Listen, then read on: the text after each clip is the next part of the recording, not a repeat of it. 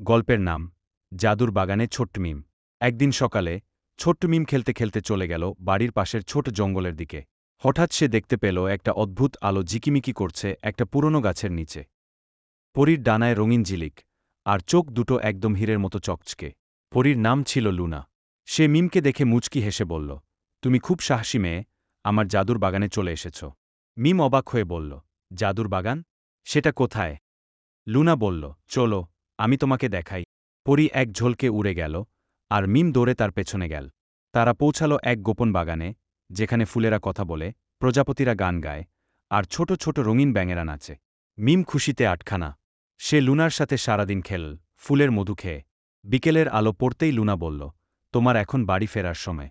কিন্তু মনে রেখো, ভালোবাসা আর কল্পনা থাকলেই তুমি যে কোনো সময় এই বাগানে ফিরে আসতে পারো। মিম ফিরে এল বাড়িতে, কিন্তু তার মনটা রয়ে গেল সেই জাদুর বাগানে।